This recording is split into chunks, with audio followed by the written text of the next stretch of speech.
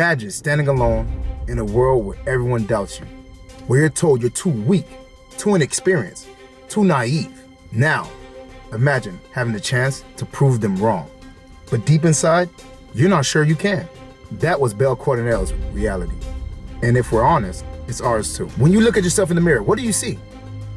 It was the same thing Bell saw. It was the person he could be looking back at him and wondering, why hasn't he reached him yet?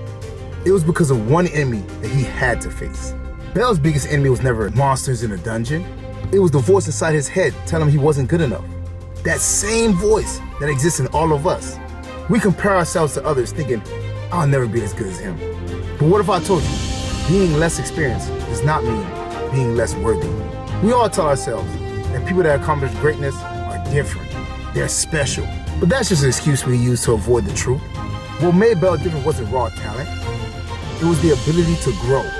He had a unique skill called Liliruca Arde. It allowed him to level up faster the more emotionally invested he was in his goals. Well, here's the truth. In real life, we all have our own version of Liliruca Arde. The ability to improve, we focus in on what really matters to us. And I know what you're wondering. How do we apply Bell's journey to our own lives? Well, here's 3 practical steps inspired by his growth. The first thing, shift your mindset from comparison to inspiration. Bell didn't give up because Aiz Wallenstein was stronger than him. He used her strength as inspiration to go harder, to push further.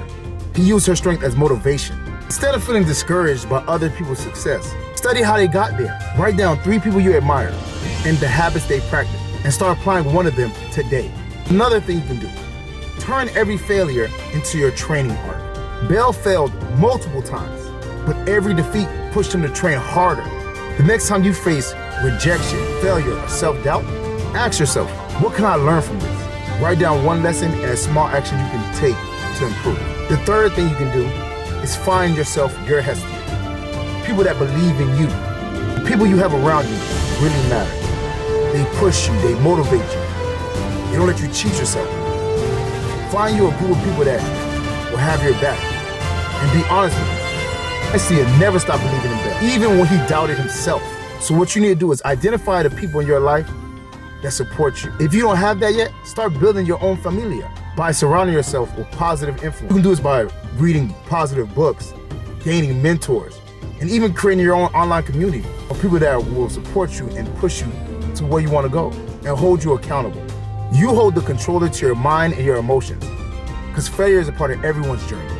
It's what you do after that failure is what counts. It's okay to be afraid, because bravery is not the absence of fear. It's taking action in spite of fear.